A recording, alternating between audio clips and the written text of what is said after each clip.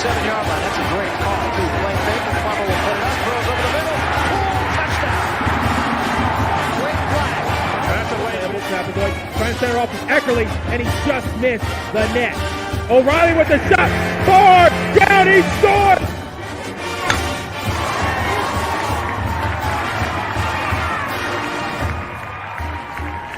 From behind for a month. Now with the lead, they're getting a little wobbly. Philadelphia, they won't get him. Wow. Edwards pulls up and buries the flag.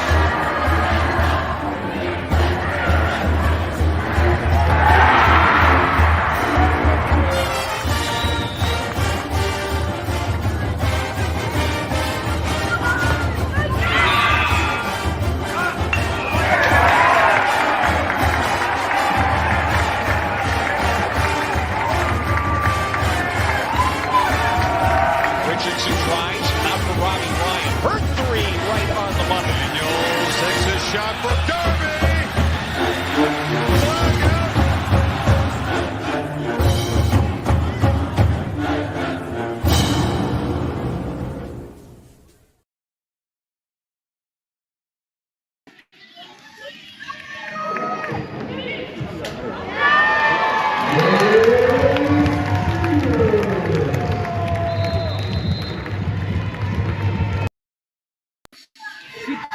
Aces now favoring Nation.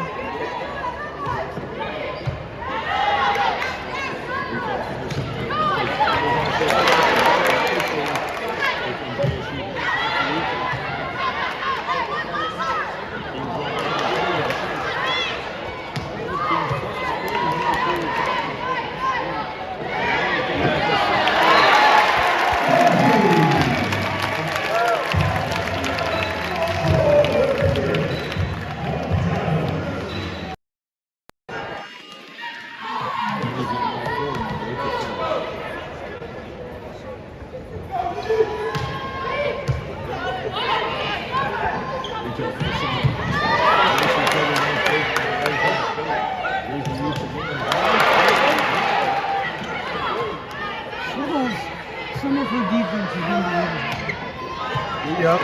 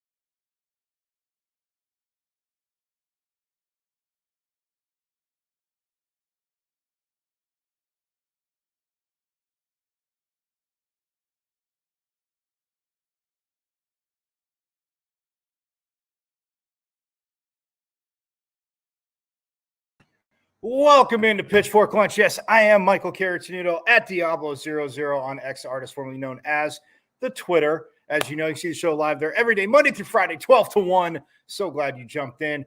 And my IG, Michael.Carrottenuto.5. Also, guys, the YouTube channel.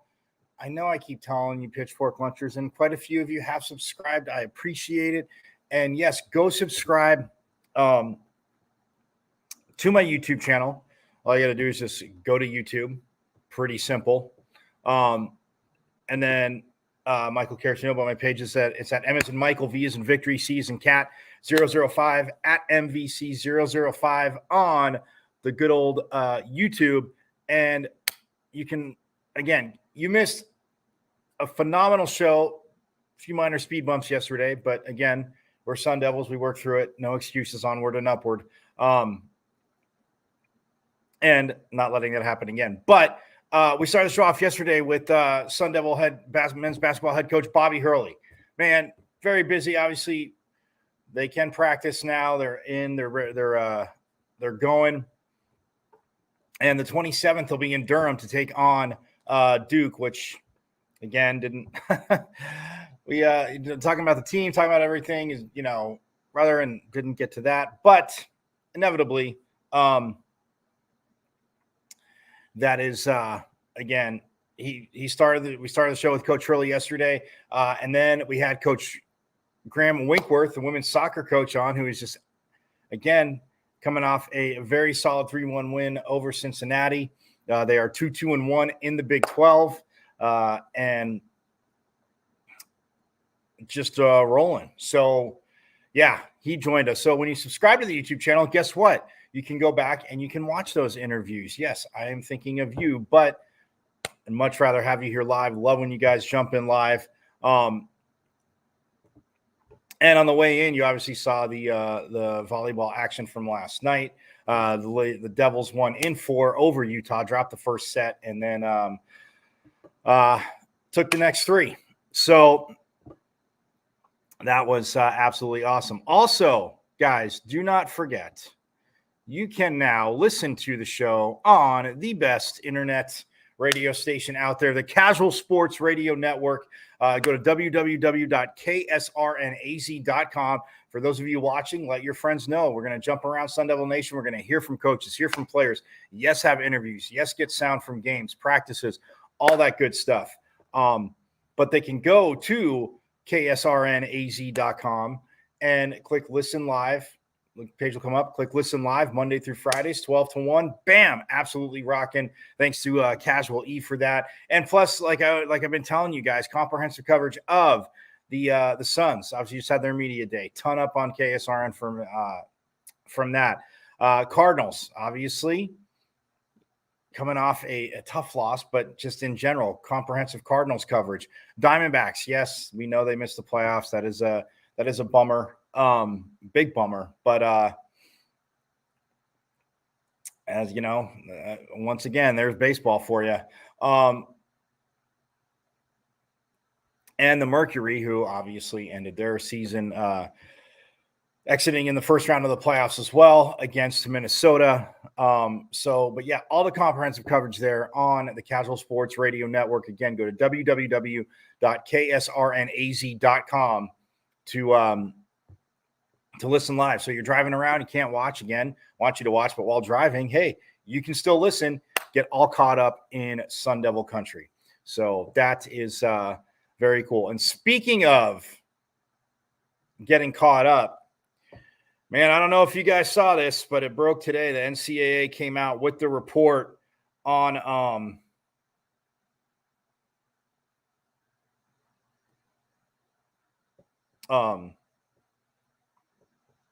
the NCAA came out with the report, the final investigation from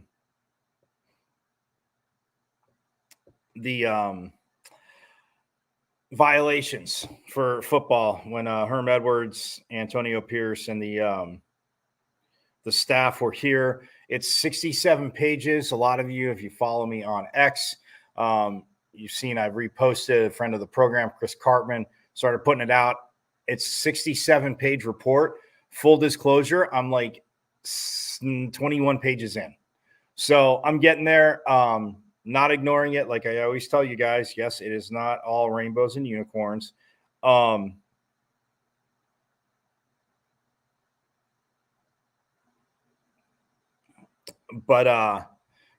not all rainbows and unicorns, but it is out. And man, 67 pages. And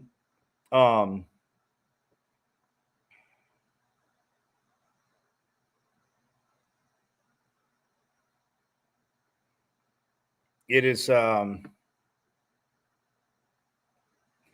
it's got to say it goes into detail is an understatement. Like you could say a magnifying glass multiplied by literally a million infinity, whatever you want to say. But yeah, it is a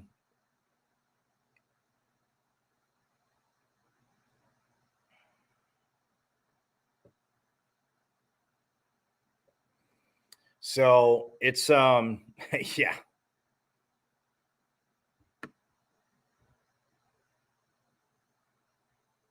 It's absolutely crazy. Herm Edwards got a 4 or 5 year show cause penalty for obviously what went on.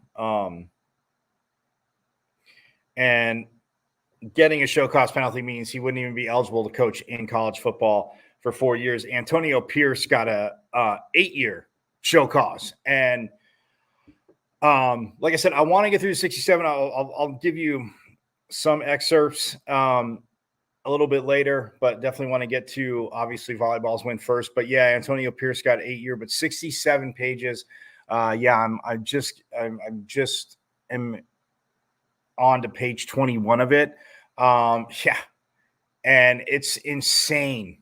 And look, what did I say from the beginning? Even last year, all of a sudden they weren't, they were self-imposing a bowl ban, and people were like, well, they went 3-9 anyway. Well, nobody could have foreseen all the injuries. Not saying they would have went to a bowl game, but there's a few games that you think, man, like they won 3 and they weren't, there was 4 or 5 more that they could have easily went their way.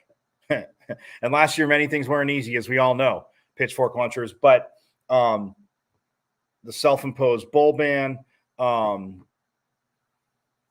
and they've reduced scholarships. Chris Cartman was on in the after that came down, and we talked about it back then.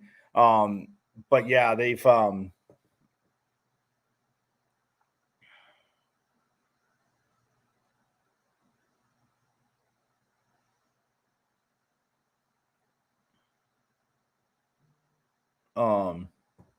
so yeah, I mean, it's one of those things where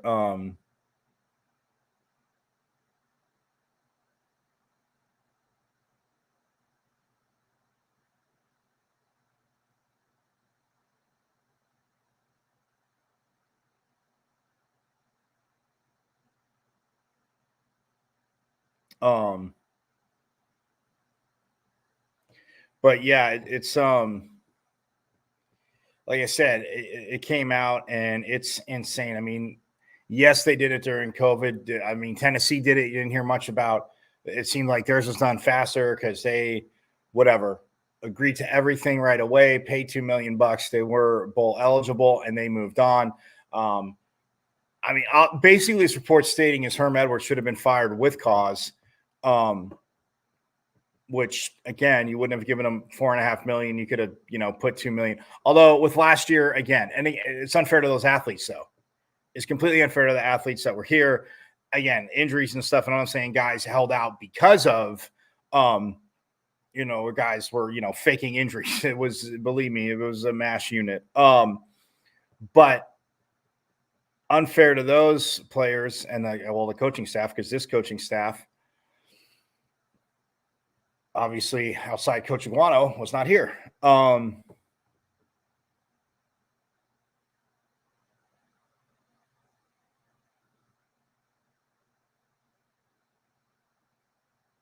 But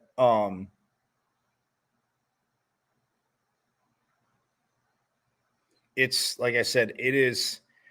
Well, I'll get into more of it. Like I said, I'll give you some excerpts a little bit later. Unless if you feel like reading the 67 pages, go ahead. Like I said, I'm 21 in, so I'm committed.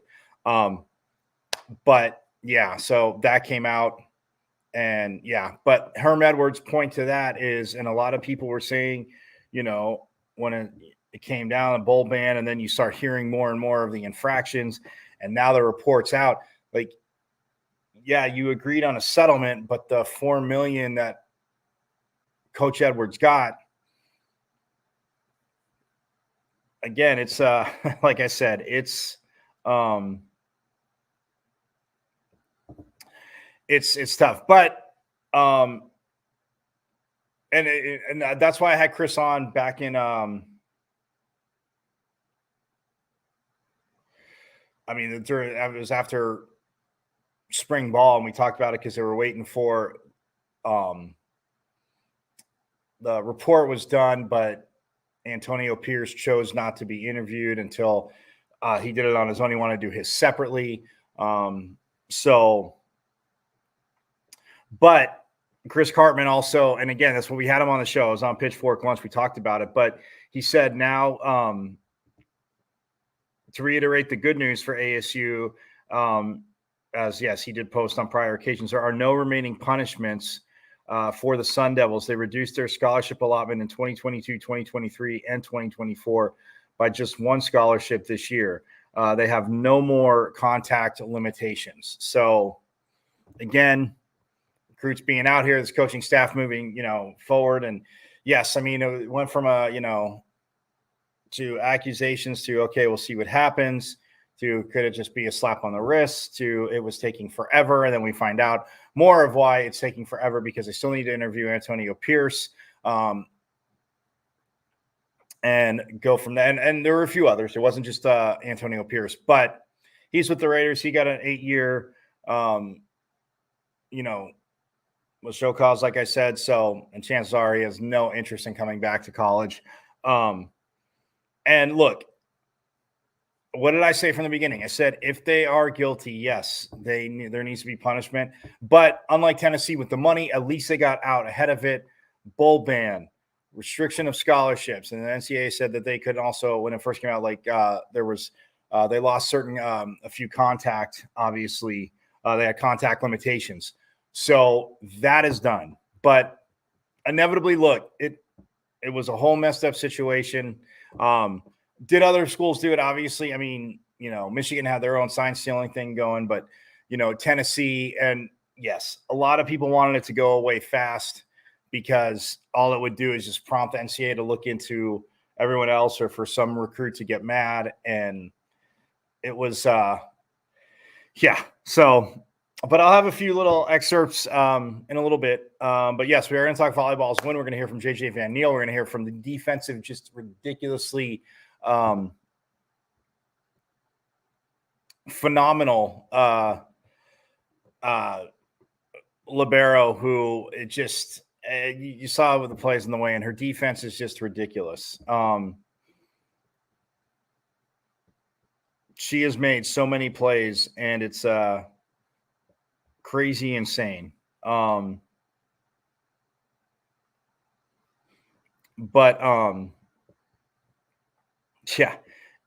didn't always get all the points when they dug, but Mary Schroll, again, absolutely amazing last night. I mean, you look at she had 23 digs. 23. Jelly Sear had 17. Again, playing defense, like, yes, that you need to play it in volleyball to overstate the obvious for you aficionados. But it is contagious. And Mary Schroll, and you'll hear her in post-game because I asked her about, and the first set, I mean, look, Utah knew what they were getting into. Utah got swept by ASU twice last year, both times in 3. But they knew what they were getting into in the first set. Utah was getting to everything. Oh, and for you Pitchfork lunchers that saw last night, yes, it was at Mullet Arena, and they played in Mullet Arena quite a few times last year. Because if the match is at Mullet Arena and you go to Desert Financial, there's going to be nobody in there, and people saying, "Are you looking for something?" And I'm like, well, the volleyball match, but I'm looking at my phone. It says Mullet Arena. Oh, man. Felt like I went to that school down south. Anyway, that being said, I love the atmosphere when they play at Mullet. Very, very, very awesome. But, yeah, we'll hear from Mary Schroll and Claire Jeter. I mean, Claire Jeter had 10 kills and 9 blocks. I mean, just insane. But Mary Schroll's defense, it is contagious. Like I said, I mean, Jelly Sear had I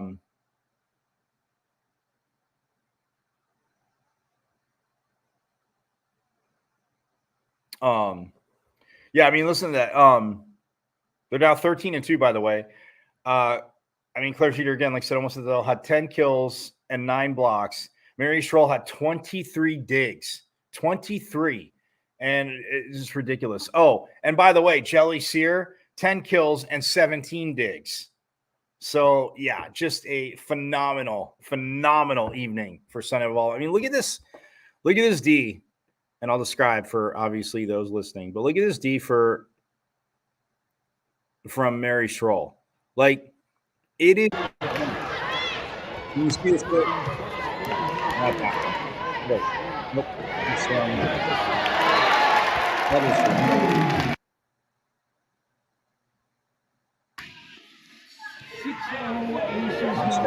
Oh, this one. My apologies. It's this one. But Jillian Neal, again, that's huge. And I mean, ever since last year, the freshman came in serving, but I mean, Utah has a chance here. Big line there over the top. So look at that. Those of you watching me, Pat reflexes have nothing on her. Popped up there again. And yeah, I mean, you hear Jeff Metcalf talking to me. Your defense is unbelievable. I mean, Utah knew they had a battle in the team of favorites. That dive. I mean, it's insane. And the block gets fueled off of that, and it's just a little hot potato. Both teams had a system there, but yeah, I just want to go back. I mean, you see, she pops it up right here. Those of you listening and diving the floor, it goes over again. Don't want to give it up, but look at that again. Almost it's self-defense mode, but still popping it up to guide to her teammate. Yep. And then Jillian Neal had a nice dig. See, it almost gets the kill. Then they go try to go down the line, and it may have been out, but Schroll, look at that diving and guides it back. I mean, that is to overstate the obvious. That is Division I defense, a Division I libero right there. So, like I said, and they play BYU tomorrow at Desert Financial. Yeah, they play BYU tomorrow at Desert Financial. Just want to make sure, because I kept telling you guys Desert Financial, and it said mullet the whole time for Utah. Mullet. They're also in mullet for the Colorado game on, 3 games in a row for Houston, Colorado, and Grand Canyon. And you're like, wait, Grand Canyon University, local, not in the Big 12, right? Why are they playing Grand Canyon? Well, they would have played Colorado on Friday the 18th and not played another game for 6 days. And they take on Arizona, that school down south, in Tucson. So I think Coach Van Neal, again, it's not even about scheduling an easy game. Grand Canyon has a good team. But put that in there because you didn't want to take 6 days off from games. So you go Friday, Saturday, Sunday, obviously off, a Monday game, and then Tuesday, Wednesday, and then you hit it Thursday. But then they have a week off after that. They're at Arizona, and then the next Thursday they're at BYU, and then the next Saturday they're at Utah into November. But just saying. So, yeah, but they are now 13-2, are the Sun Devils, 2-1 in conference play, 4-0 at home, 3-2 away, 6-0 neutral. So, yes, you get you're getting the numbers just like last year. But, yeah, what Mary Schroll does, just insane. So, I'm going to take a quick break. When we get back, we're going to hear from JJ Van Neal, Son of a Women's head coach, and we will also hear from, yes, Claire Jeter, who you saw obviously on Top Show with the ace. And, I mean, she kept getting the monster block. There was a little celebration song on the PA. It's like the monster block. She had quite a few blocks and kills. And again, just coming off an off loss at Baylor. They did drop one spot in the rankings to 15, but nonetheless, a win like that is good. And like I said, now they have BYU coming up. So we'll step aside here from Coach Van Neal, and then we'll also hear from Claire Jeter and Mary Schroll right after this. More Pitchfork Lunch.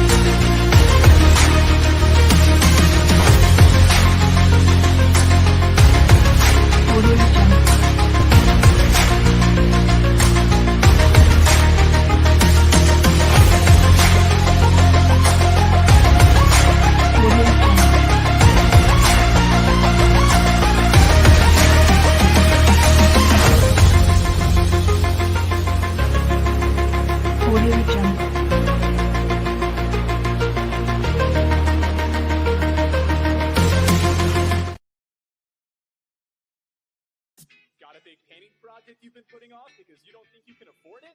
Well, it's time to call the team at Customer First Solutions.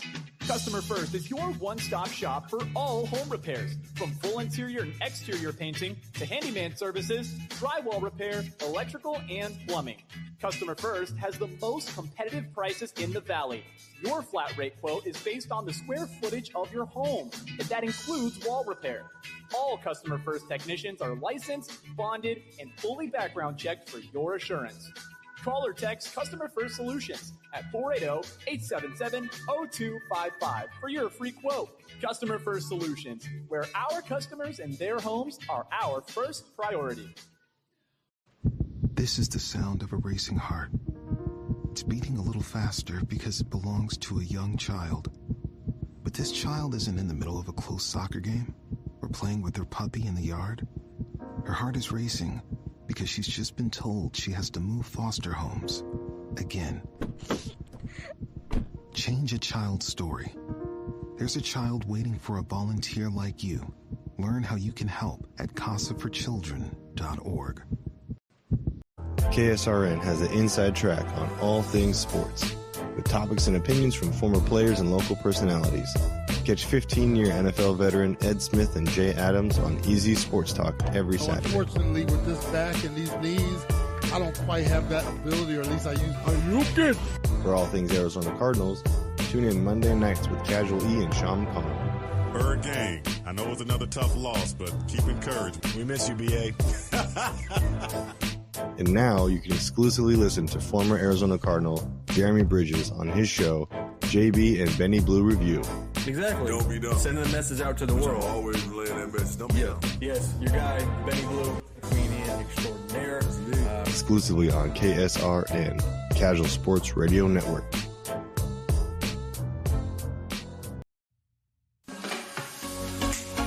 You are listening to the best internet radio station on the web, KSRN, Arizona.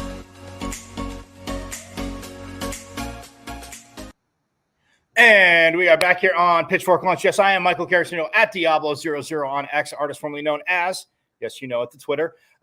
Show live there Monday through Friday, 12 to 1 every day as I bring you around Sun Devil Nation and athletics, obviously.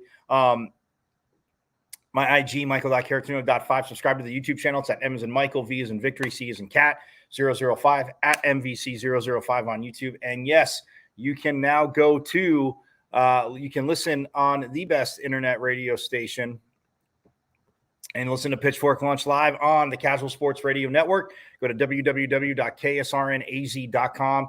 For those of you watching, forks up. You know, I appreciate you. Let your friends in Sun Devil Nation know. Also, I have a giveaway, guys. Man, I need more. I need more submissions. 2 free tickets. 2 free tickets to ASU versus Kansas. This Saturday, 5 p.m. Courtesy of my friends at Dos Equis. All I want is some pictures, or you can send some videos at Diablo00, a little PG-13-ish, as I want to be able to show them. But just, you know, tailgate, whether, you know, with college football, ASU, your tailgates with the ASU, stuff like that, just pictures, funny pets, funny traditions, whatever. Hit me up at Diablo00 on X or my IG, michael.caratino.5. Send them to me. I will announce the winner on Friday. Guys, look, full disclosure, there is not too many right now. So I'm just telling you, and they're good. They're definitely good, but there are not too many right now. So submit it. 2 free tickets, lower level. Compliments of my good friends at Dos Equis. Not going to stick you on the roof, man.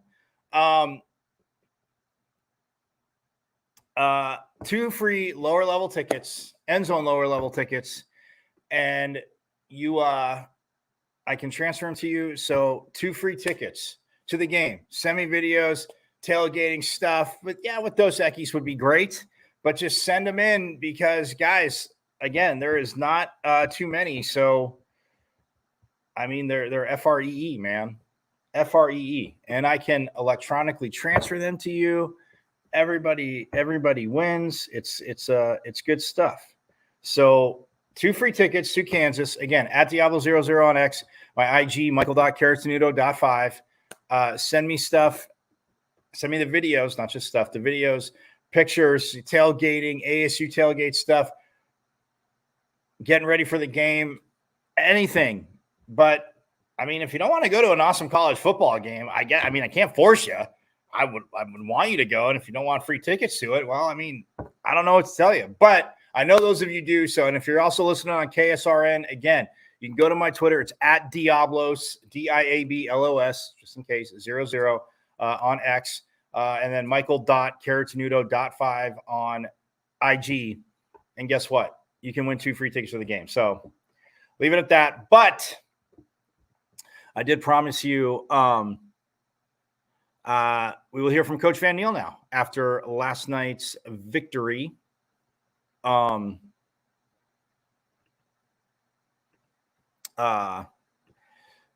Utah in 4. And yeah, it's again, happy after the first set. Yeah, like I say, Utah came out, took control of that first set and didn't look back. But then after that, ASU, they changed up a few things. But I'll let Coach tell you about it. So without further ado, here is Sun Devil Volleyball head coach JJ Van Niel.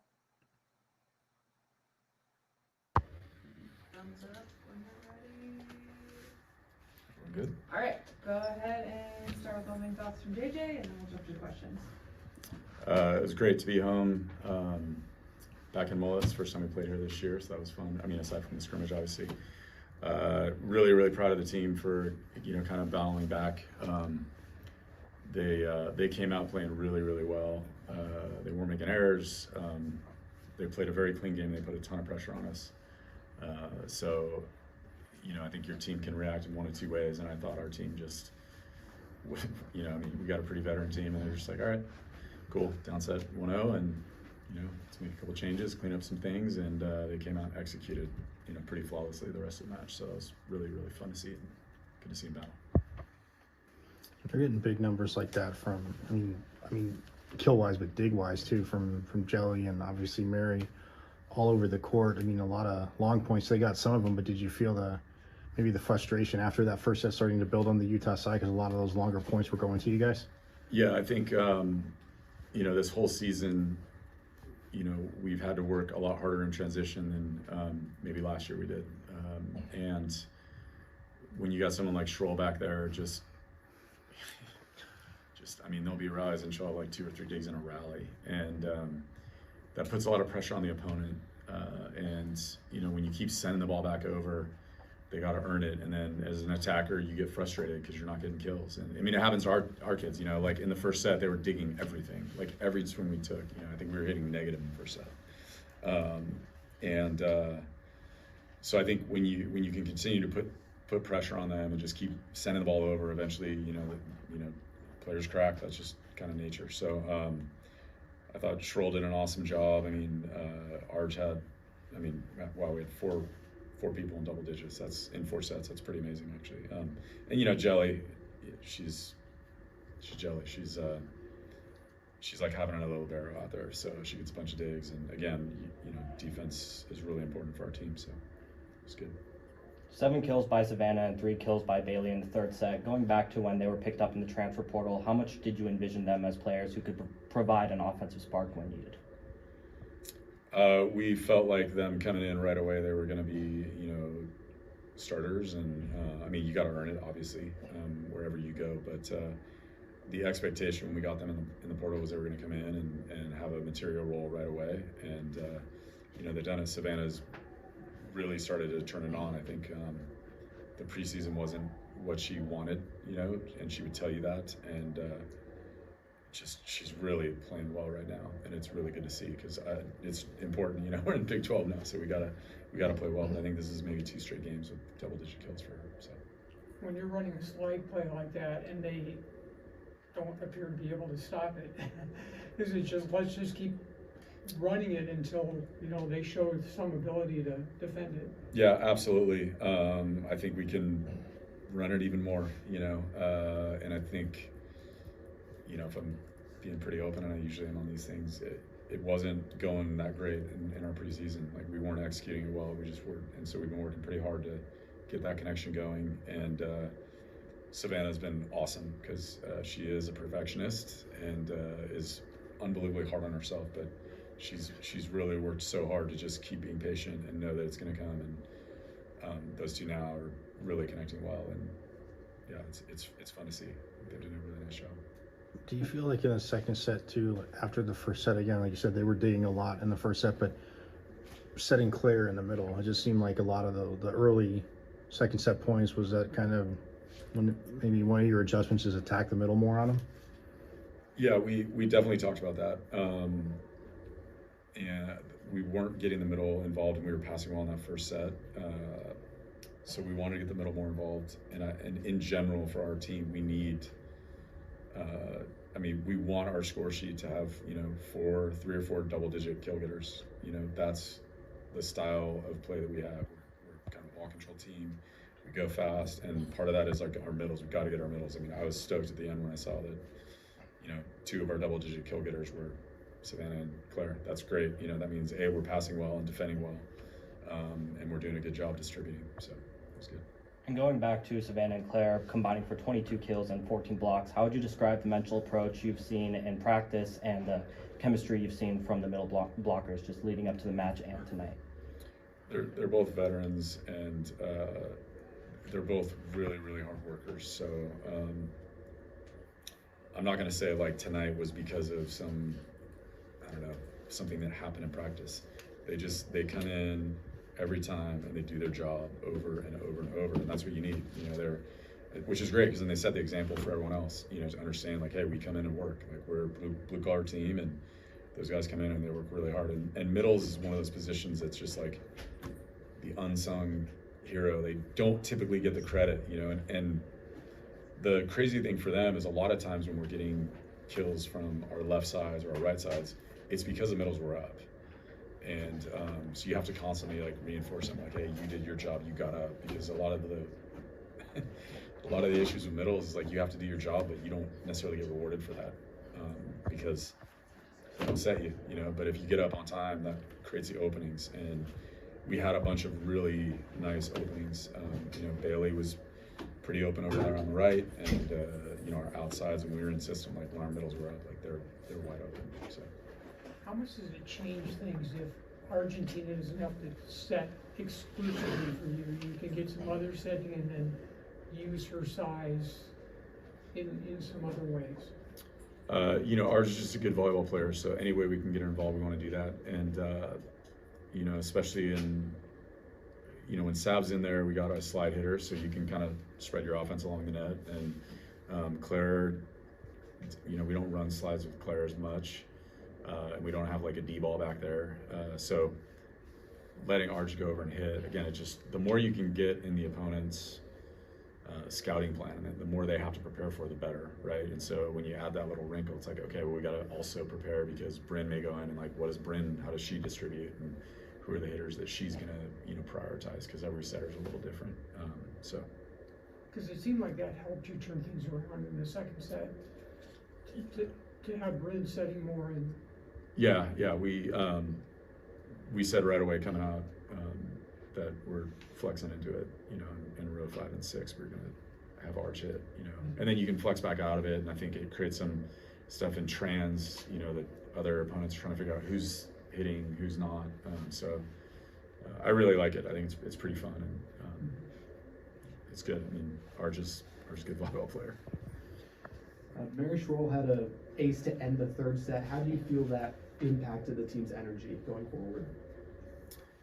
I don't know if that one particular one, made or break anything in general, aside from, we do feel like serving is important to our team. And so continually, we put a lot of pressure on them. That team's really physical and very hard to stop when they're in the system. And we were able to get them off the net, which was pretty important. So I think it's more of, are we doing our jobs, and can we keep doing that? And everyone just kind of starts getting fired up because they know, like, okay, our serving's getting going. And we had some great runs from Jill, Claire, all over the place. We had, point scoring runs, which is important. Couple more questions. Anybody? Are we done?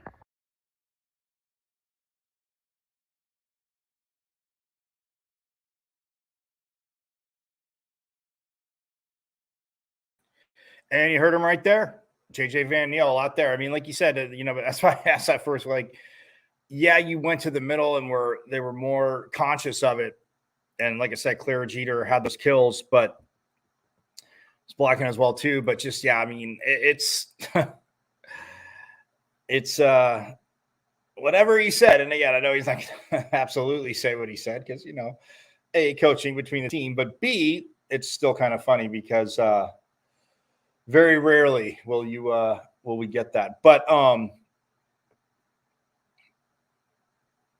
yeah, it was crazy because he going to that, and like I said, I showed you Mary Schroll. I mean, she made those plays all game long. And Shelly Sear, I mean, it's like, yeah, it's almost having, when she's in the back row, and we'll actually hear from Claire and Mary about the, obviously the way Jelly plays, but coach saying almost having another libero with like that heavy of an arm with a big swing, knowing they can get points in the ball. I mean, again, the organized chaos, the ball's moving around the court. Savannah Cohetti, like they were talking about on that slide play with Argentina, just running it beautifully. And man, it a lot for him to like there. So nonetheless, but yes, now let's hear from Claire Jeter and Mary Schroll, as again they were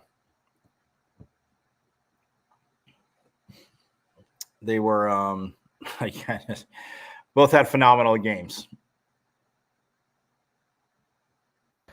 Great. We'll just jump right into questions. Claire, in the past, you've mentioned how you strive to be your best in the offensive realm with 10 kills as well as 9 blocks tonight. How balanced has your approach been in terms of making an impact offensively while playing the middle blocker position? Yeah, I think I've always been that offensive middle, and it's really awesome for me to be able to be a defensive middle. I think that's something I've been practicing a lot recently. JJ, when he came in, that was a big goal of his. So to be able to kind of do both is awesome. I think that's also a testament to our setters and our passers to be able to put up those numbers for me and Saf. When you're coming off a loss, then you have a first set like you had tonight, it's not that easy necessarily to just turn it around, and you guys got them completely out of the system. You never trailed in the second and third sets. Like, how do you do that? Because I know it's just not that easy, like flipping the switch.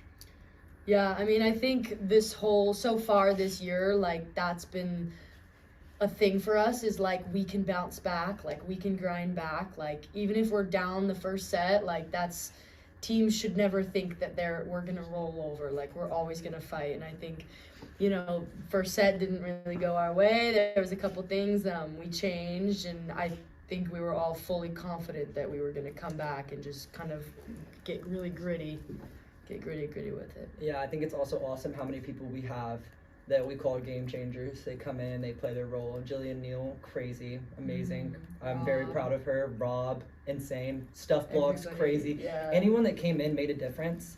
And I think that it's just awesome that we have that depth in our positions, that we can have people like that come in. Mm-hmm. When you look at obviously the dig numbers too, I know, that's obviously what you're out there to do, but coach was saying that in the first set, like they were getting to everything, and I mean, not that you guys were playing bad, but they were just kind of getting everything. Do you, kind of take it as a personal challenge? Because the rest of the match, I mean, I don't even know if insane's a nice enough word to describe some of the digs you had. They were really gritty in that first set. It's frustrating too when you play teams that just keep getting it up and sending it over, and they were doing a great job. And for sure, it's like, okay, we got to be gritty too. We got to just play scrappy defense. And again, just first set, we kind of forgot about that. Like, let's just go into the next and be really gritty. So it was kind of like, let's go, I'll say it's awesome to have Mary back there, because I won't get a block touch. I'm like, well, that's definitely down. I'll turn around, easy up, perfect pass. I'm like, I've never had a libero that can do things like she can, so it's definitely awesome to have her back there.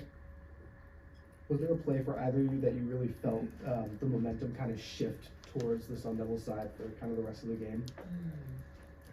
We had a lot of really long rallies. Like, again, they were scrapping, we were scrapping. So every time that you win those, it's just a huge momentum builder. Also, when Rob came in the front row, and she blocked their right side. That was huge because I was like, Rob, they're setting the red, like get to the pin, 2 hands on the ball, and she just executed it, and it was hype. And Robbie gets really hype, so it gets everybody really excited. Yeah, and I would say too, any of Sav's kills, I think that those were crazy momentum plays for us. Yeah. And being on the bench when those were happening, it's so fun. I think that our bench is like the most fun bench you can watch, and it's so fun to be over there. I get excited. I'm excited that Piper's going to lead the cheers, and I get excited about the energy that they're going to bring. So any of the blocks too, those are always huge moments. Like when you block it straight down, it's just, it gets so hype. Like you guys were just making such good moves up there, diving on the middle. Like that was really, it got me hyped. So. Mary, even going back to Bryn Covell diving into the Baylor chairs, it seems like there's been an emphasis on not giving up and putting the extra effort into keeping the rally going and getting digs. How much would you say that just gets practiced during the week? In practice? Yeah. I mean, all the time. We play sixes in our practices. We are competitive, so we play that way all the time. Like we practice exactly how we play, and that's been a huge emphasis. Again, just being gritty out there, just keep extending the rally. We keep sending it over. It just puts pressure on the other team, and eventually, when we have our moment, that's when we can execute. Or honestly, eventually, teams will error because you just keep sending it. So, huge emphasis in practice all the time. When Bryn can set for you and Argentina can do other things, how much does that change the dynamics of what's going on out there, maybe throw the opponent off, you know, like it did in the second set? It has a really good effect on us. Not a lot of teams have that ability to throw their setter in to play right side and to have someone else come in. I think that Bryn does a great job as being a setter or a DS. I think she's fantastic at that. I think her defense is crazy, but I also think that whenever we decide to do something like that, it's hard for people to front certain hitters, which is a big thing when you come to our speed. If you don't have someone to front, you can't really read our speed. So I think when we're able to do that and everyone's able to put a ball away, it's hard for them to find who they want to get to and who they want to block, and everyone's able to do what they need to do. So I think it's a big momentum shift. Yeah, it's definitely a nice kind of asset to have because it just opens up the whole offense. When you're in two-hitter and we're not siding out, like teams can, like Claire was saying, like just front and move all the way over. So when Bryn is able to set and Arch can get a lot of kills, which she does on that right side, like it just opens the net up for everyone. So it, especially when we're passing well, it just gives us a lot of opportunities. And then, I mean, Coach talked about between the first and the second set, working the middle more, obviously setting you. But to that point, like, a lot of teams obviously are going to focus on Jelly when she's up there. So when you're, like, getting those kills and playing off of each other, but how much does, like, her presence up at the net help you out in the middle as well? Yeah, it definitely helps me out a lot.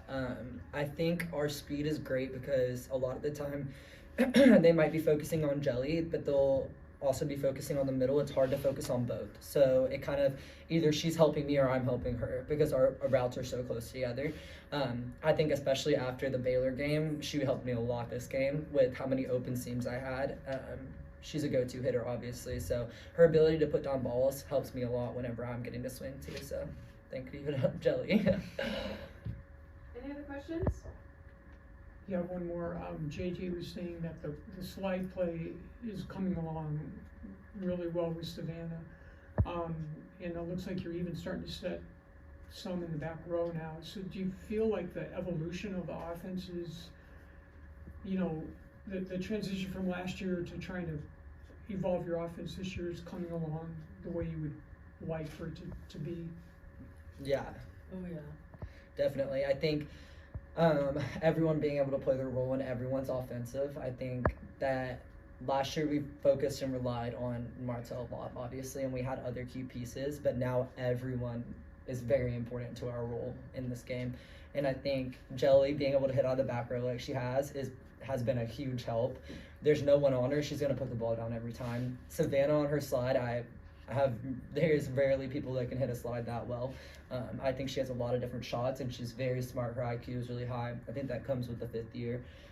And then her and Arj, that connection is just really coming together. So, Yeah, again, when you can just open up an offense like that, especially when Sav's in, we're in 2 hitters, so when she's behind, Jelly's in front, it makes teams have to think really hard about what's coming next. And especially with our speed, especially in system, like they're worrying about every which way. Like you got Arj on the dump too. So again, it just opens up your offense for so many different opportunities, so many different ways that Arj could choose to set that.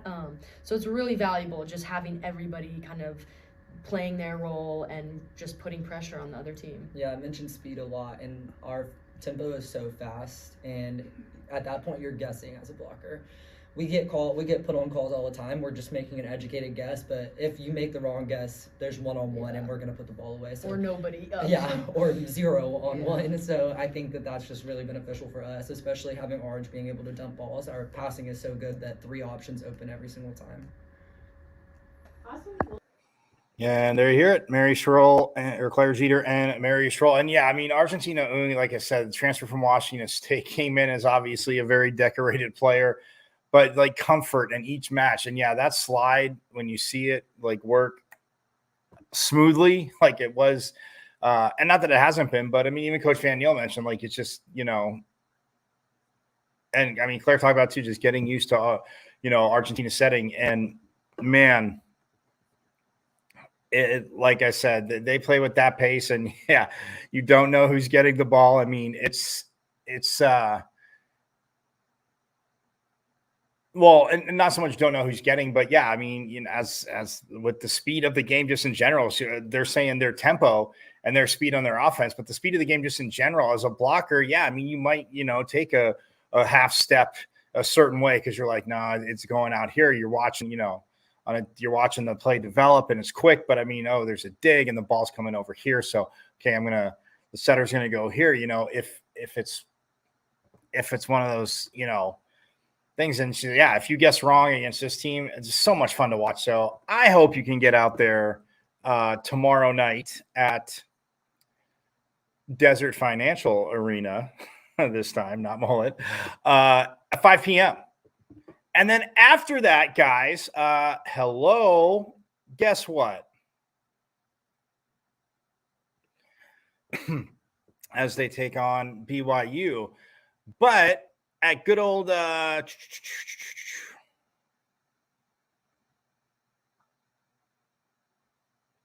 7 p.m. at Sun Devil Soccer Lacrosse Stadium, so a teeny bit of an overlap.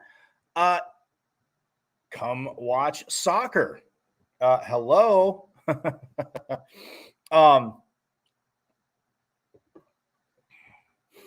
As they'll also take on Utah, like I said, 7 p.m. And yeah, I mean, you can come out and who knows, maybe see a little bit of I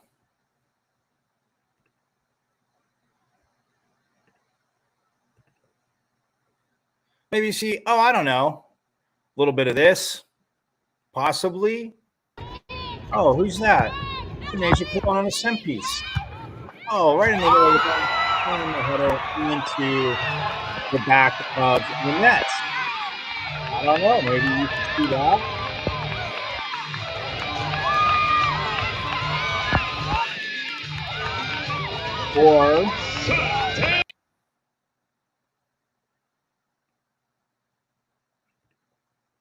Or maybe, I don't know, maybe you could see this pitchfork launchers, which this is a again, beautiful, just volley guided down from Cologne to Aldares. And he's at for the third goal against Sun Devil goal by Cameron Bell. My point is, tomorrow night, man, you ain't got anything going on. Just, throwing it out there. You look at and stat wise on the season too. I mean, Kira Blundell has 8 goals, and Asia Cologne with 6 now, and 18 points, second on the team behind Blundell, who's got 20. But yeah, I mean, that was a 3-point game because Anasia Cologne scored the first goal, by the way. Oh, yeah, Anasia Cologne scored the first goal, in which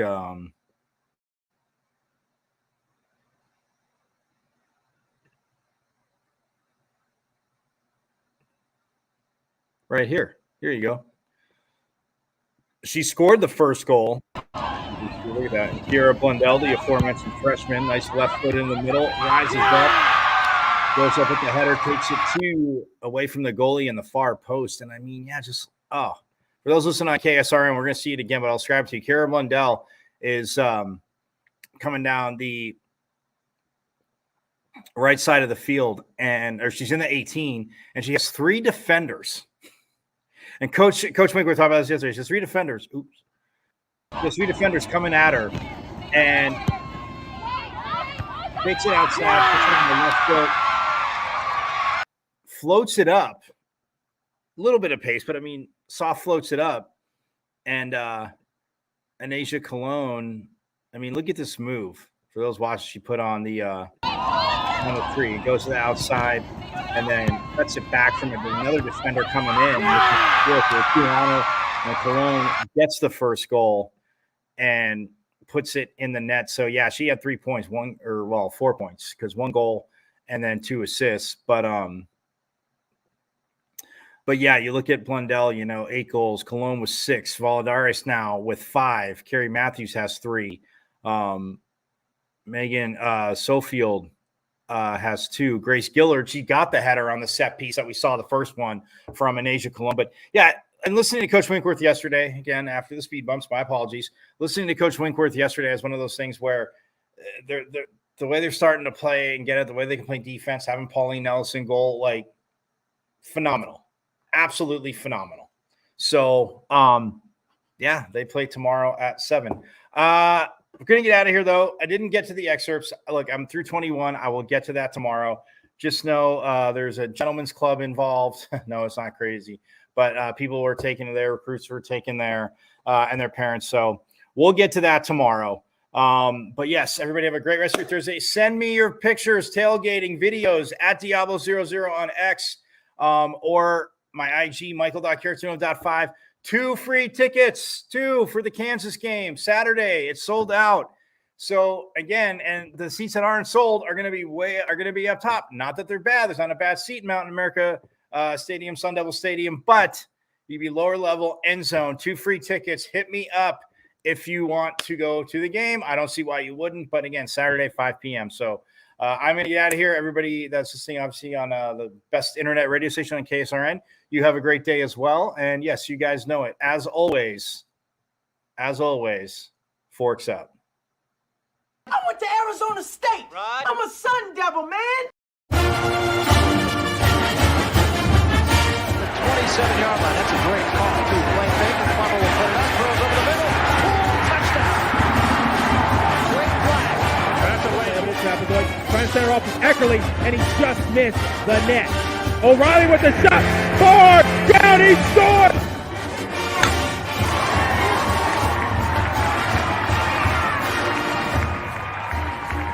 Come from behind for a month. Now with the lead, they're getting a little wobbly. Philadelphia, they won't get him. Wow. Edwards pulls up and buries a flag.